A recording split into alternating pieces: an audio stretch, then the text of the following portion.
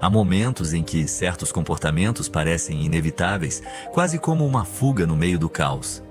Eles começam de forma sutil, muitas vezes como uma tentativa de escapar de um sentimento persistente de desconforto ou vazio. Com o tempo, essas escolhas se transformam em hábitos, e o que antes parecia uma solução temporária acaba se tornando um ciclo vicioso. A busca por um alívio fugaz e uma breve sensação de paz torna-se gradualmente uma rotina destrutiva. Mas o que está realmente por trás desse ciclo? O que impulsiona alguém a buscar incessantemente algo que sabe ser prejudicial para si? A verdade é que esses comportamentos são frequentemente uma expressão de uma ferida mais profunda. São tentativas de preencher um vazio que parece impossível de preencher. A pessoa não age apenas por prazer ou alívio imediato, mas pela necessidade de se reconectar com algo que falta. Mesmo que na superfície isso pareça destruição, o que está em jogo é uma busca oculta por significado, uma tentativa de curar uma dor invisível que escapa ao controle consciente. Você já se perguntou por que algumas pessoas parecem afundar em vícios sem retorno possível, enquanto outras escapam misteriosamente dessas tentações? O vício é uma das questões mais complexas e desafiadoras da psique humana. Em nossa sociedade, ele se apresenta de várias formas, desde o abuso de substâncias até comportamentos compulsivos que muitas vezes escondem um vazio existencial profundo. O que está por trás dessa necessidade quase incontrolável de escapar da realidade? Será que é apenas uma questão de falta de vontade? Ou há algo mais profundo, algo que a maioria de nós não vê? Neste vídeo, vamos explorar o vício através da lente de Carl Jung e do médico e autor húngaro Gabor Maté, investigando como o vício se manifesta e por que muitas vezes ele se torna um ciclo difícil de quebrar. Veremos que nossos comportamentos viciosos não são apenas respostas a fatores externos, mas reflexos de conflitos internos não resolvidos. Nosso objetivo aqui é entender melhor o vício, não apenas como um problema comportamental, mas como um sintoma de algo mais profundo. Para Carl Jung, o vício não é simplesmente uma falha de caráter ou uma fraqueza moral, mas uma expressão da psique humana em desequilíbrio. Jung acreditava que os vícios, em sua essência, são formas de fuga, tentativas de lidar com um sofrimento psicológico ou com um vazio existencial. Quando um indivíduo não consegue confrontar suas próprias questões internas, ele pode buscar alívio em comportamentos viciosos, que acabam oferecendo uma solução temporária para uma dor mais profunda. Jung via a psique como uma totalidade, uma complexa rede de aspectos conscientes e inconscientes. Quando alguém cai no vício, muitas vezes é uma tentativa inconsciente de preencher um vazio interior. Esse vazio pode surgir de várias formas, da falta de sentido, de desconexão emocional ou de aspectos da personalidade que não foram reconhecidos ou aceitos. Jung também acreditava que os vícios podem ser vistos como uma forma de fuga da realidade. Em momentos de estresse, angústia ou crise existencial, o indivíduo pode se refugiar em substâncias ou comportamentos compulsivos, como uma tentativa de escapar das pressões da vida. No entanto, essa fuga nunca é permanente e o retorno à realidade costuma ser ainda mais difícil. Isso gera um ciclo vicioso, onde o vício não resolve o problema, mas apenas o agrava. Gabor Maté, em seu livro O Reino dos Fantasmas Famintos, escreve: as falsas necessidades, não importa quantas vezes sejam satisfeitas, não podem nos deixar realmente satisfeitos. O cérebro nunca pode, por assim dizer, sentir que teve o suficiente, que pode relaxar e seguir com outros assuntos essenciais. É como se, depois de uma refeição completa, você ainda ficasse com fome e tivesse que imediatamente se esforçar para conseguir mais comida. Maté define uma adição como qualquer comportamento repetido relacionado a substâncias ou não, em que a pessoa se sente obrigada a persistir, independentemente do impacto negativo que isso tenha em sua vida e na vida dos outros. Quando pensamos em vícios, é comum nos concentrarmos nas adições a substâncias. No entanto, as adições comportamentais também são bastante comuns e podem ser igualmente destrutivas para a vida do indivíduo. O uso compulsivo de redes sociais, pornografia, videogames, o jogo e o sexo, as compras ou até atividades como exercício físico ou trabalho podem potencialmente se tornar adições. E como Maté explica, qualquer paixão pode se transformar em uma adição. Mas então, como distinguir entre as duas?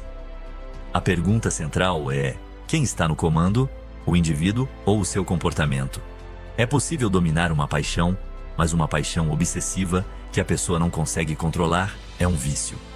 Se você tem dúvidas, faça uma pergunta simples. Dado o dano que você está causando a si mesmo e aos outros, você estaria disposto a parar? Se a resposta for não, você é um viciado. E se você não consegue abrir mão do comportamento ou manter sua promessa de parar, então você caiu na adição. Houve um longo debate sobre o que causa uma adição. Enquanto alguns explicam a adição como um problema que reside nas pessoas, uma explicação mais precisa é que a adição é o resultado da interação entre o sujeito e o objeto. Uma adição surge quando um indivíduo anseia regularmente por uma mudança em seu estado subjetivo ou senso de ser e se torna dependente de um objeto ou atividade para gerar essa mudança experiencial desejada. Em seu livro Adição por Design, Natasha Schull explica que, assim como certos indivíduos são mais vulneráveis à adição, também é verdade que alguns objetos, devido às suas características farmacológicas ou estruturais, têm mais potencial para desencadear ou acelerar uma adição. Sua potência distinta está na capacidade de gerar o tipo de mudança subjetiva convincente do qual algumas pessoas acabam dependendo. Dado que estamos e sempre estaremos cercados por objetos e atividades com potencial aditivo, neste vídeo vamos explorar o lado pessoal da equação e investigar o que faz com que algumas pessoas sejam mais suscetíveis à adição do que outras. Gabor Maté passou sua carreira trabalhando com viciados e, como ele argumenta, toda adição, seja severa ou leve, relacionada-se a substâncias ou comportamentos, é uma tentativa de encontrar alívio para o sofrimento e a dor emocional. As adições sempre têm sua origem no sofrimento, seja ele visível ou escondido no inconsciente. Muito mais do que uma busca por prazer, o uso crônico de substâncias é a tentativa do viciado de escapar da dor. As formas de dor que levam um indivíduo à adição são numerosas e variadas. Alguns se tornam viciados como uma forma de automedicação para a depressão, inseguranças ou distúrbios de ansiedade. Outros, para lidar com trabalhos ou relações altamente estressantes. E ainda outros, para evitar o sofrimento da falta de propósito ou da desesperança diante do vazio existencial de suas vidas.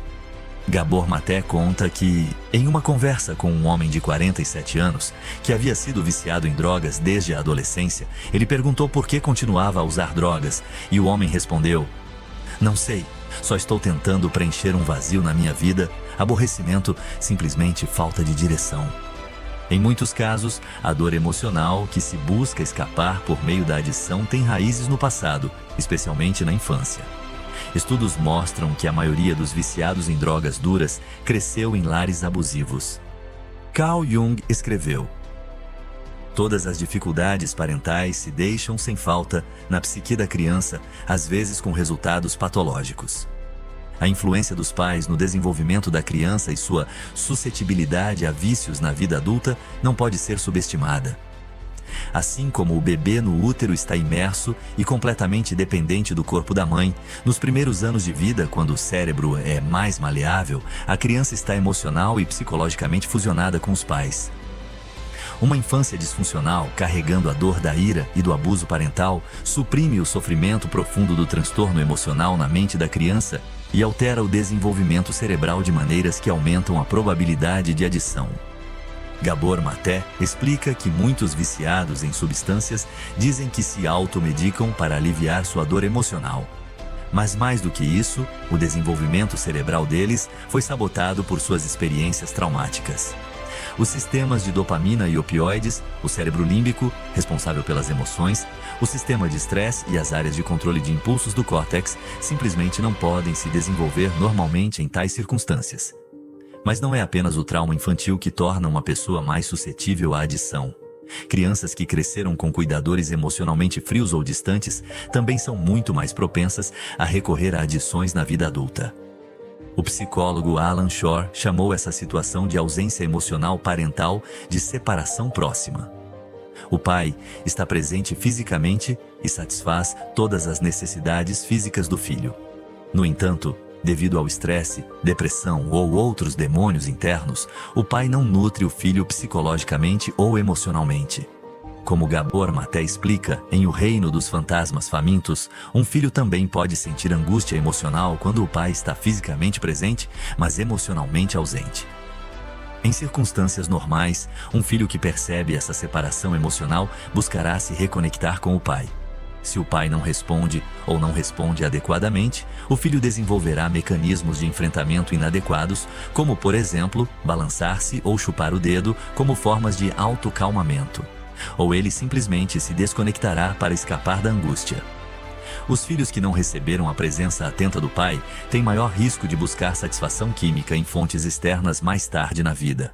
Mas, atualmente, mesmo as pessoas que tiveram uma infância nutritiva não estão completamente imunes à adição, porque, assim como durante a queda de Roma, quando as pessoas em massa se voltaram para a busca de prazeres para aliviar a angústia provocada por uma cultura em decadência, hoje em dia muitos recorrem às adições como uma forma de automedicação contra a desesperança estimulada por uma visão sombria do futuro da sociedade.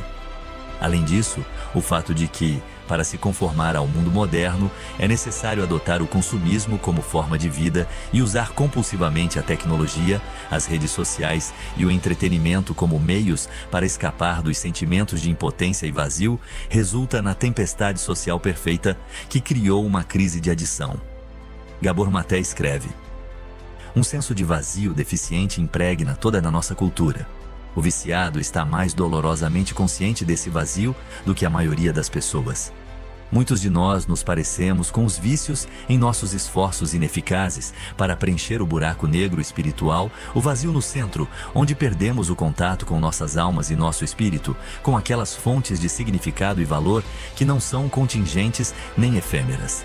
Nossa cultura consumista, obcecada pela aquisição, pela ação e pela imagem, só serve para aprofundar o buraco, deixando-nos mais vazios do que antes. Dado o número de pessoas que crescem em lares abusivos ou emocionalmente ausentes, junto com o estado corrupto da sociedade, não é surpresa que muitas recorram às drogas e a adições comportamentais como uma forma de lidar com a vida. Esse movimento não é totalmente irracional nem ineficaz, pois as adições funcionam, ao menos temporariamente. Elas são muito eficazes para aliviar o sofrimento e a dor emocional. Gabor Maté menciona o relato de um viciado em drogas que explicou a razão pela qual consumia drogas. É para não sentir os sentimentos que sinto quando não consumo drogas. As adições não são eficazes apenas para proporcionar alívio do sofrimento e da dor emocional, pois a indulgência também pode elevar temporariamente alguém da monotonia ou miséria da vida cotidiana e levá-lo a experiências carregadas de emoção, significado e alegria. O psicólogo William James, no início do século XX, expôs os efeitos do álcool, destacando que não apenas alivia a tensão, mas também pode induzir um estado semelhante a uma experiência espiritual, ao menos até que o envenenamento pelo álcool afete a mente e o corpo. Como James escreveu em As Variedades da Experiência Religiosa. O domínio do álcool sobre a humanidade se deve indudavelmente ao seu poder para estimular as faculdades místicas da natureza humana. A sobriedade diminui, discrimina e diz não. A embriaguez expande, une e diz sim. É o grande excitador da função do sim no homem, parte do mistério mais profundo e da tragédia da vida, que os destelos e vislumbres de algo que imediatamente reconhecemos como excelente nos sejam concedidos a muitos de nós apenas nas fases iniciais e fugazes do que, na totalidade, é um envenenamento tão degradante. Embora as adições possam funcionar a curto prazo, ao depender de atalhos para o alívio emocional e a felicidade, paga-se um preço com o tempo. Quanto mais persistimos em uma adição, mais cresce nossa tolerância e mais dependemos da substância ou atividade para sentir qualquer emoção positiva. Lentamente, mas com certeza, a adição se torna o ponto central de nossas vidas, enquanto tudo o mais que poderia proporcionar uma satisfação duradoura, nossa saúde, relações, criatividade, carreira e propósito de vida, se desvanece na periferia. Além disso, a adição altera a estrutura do cérebro de maneiras que minam nossa capacidade de controle voluntário. Quando estamos presos ao controle de uma adição, muitas vezes nos encontramos no que é chamado de bloqueio cerebral, o que faz com que nossas ações sigam nossos impulsos aditivos, enquanto uma parte de nossa mente observa atentamente, mas sem poder fazer nada. sabendo muito bem que estamos destruindo nossa mente, corpo e potencial. Dado o forte domínio da adição, surge a pergunta vital: qual a possibilidade de superar uma adição? O problema, ao enfrentar qualquer tentativa de uma vida renovada e livre de adições, é que o mesmo mecanismo que precisa curar o cérebro é o que está danificado em uma adição. Como Gabor Maté nos alerta, quanto mais intensa a adição, maior a anormalidade cerebral e maiores os obstáculos biológicos para alcançar a saúde. Felizmente, nossos cérebros são notavelmente resilientes. Mesmo na velhice, é possível que o cérebro se reestruture de maneiras que possibilitem viver, talvez pela primeira vez, uma vida plena, saudável e livre de adições.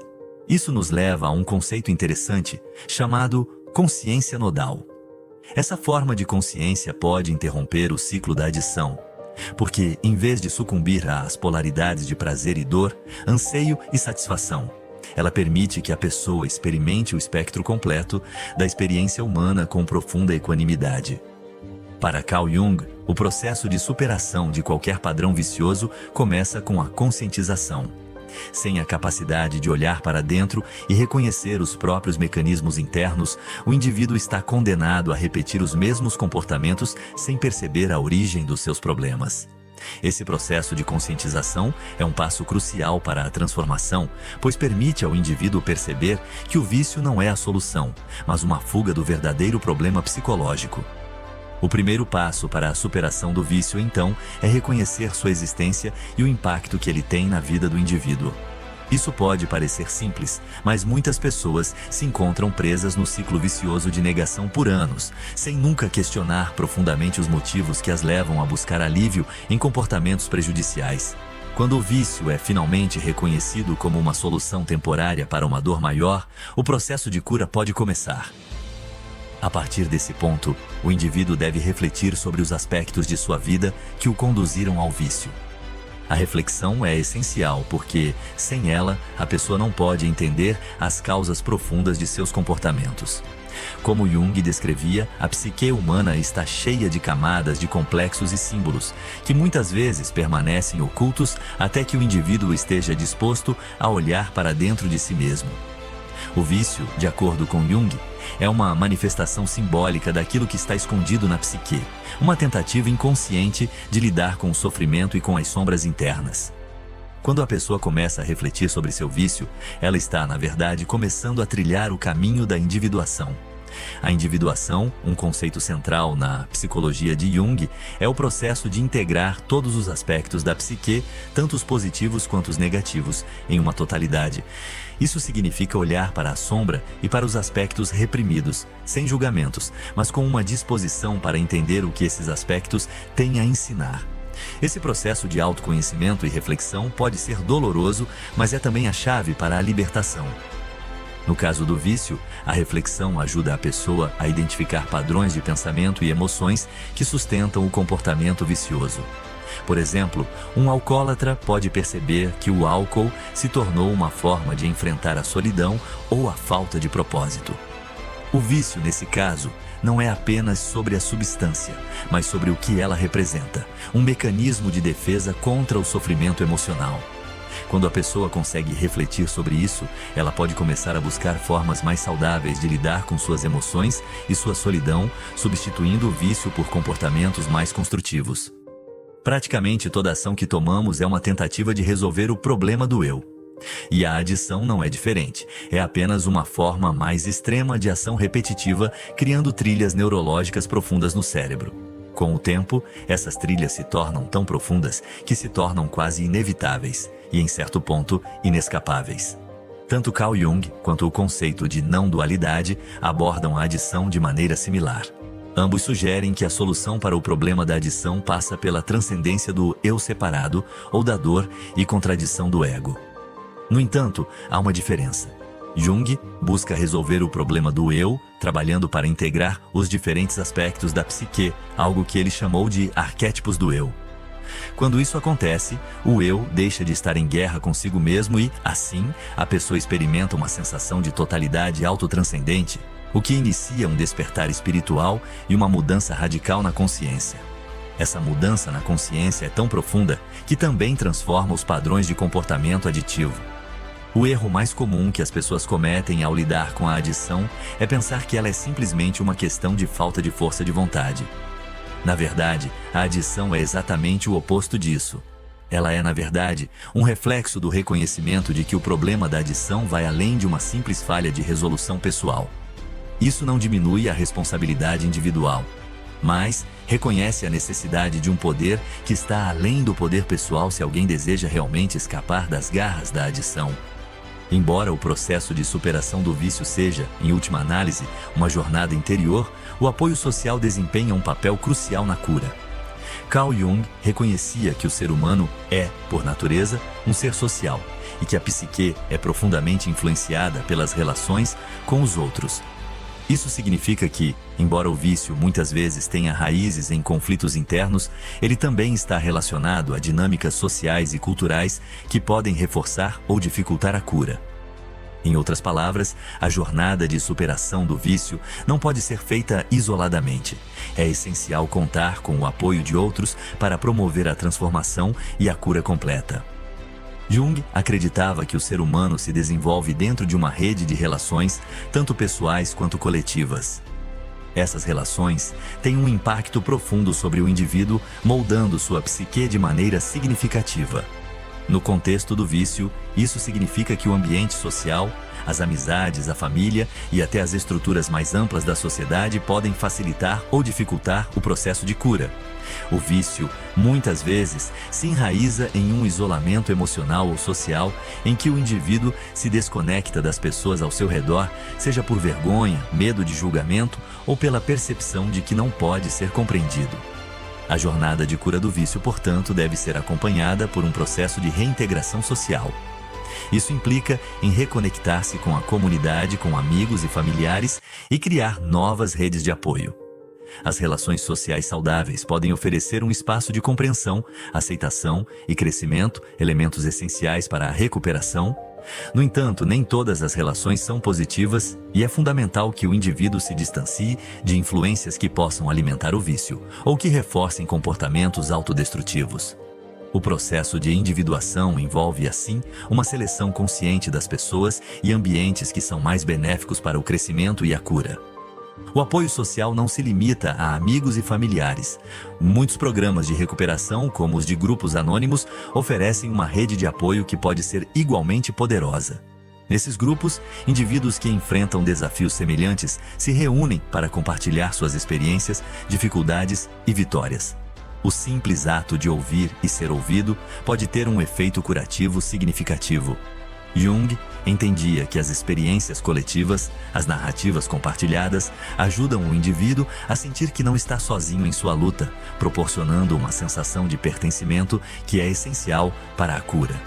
No fundo, a adição é uma tentativa profundamente disfuncional de resolver um problema espiritual, um problema compartilhado pela maioria das pessoas, seja ou não viciada.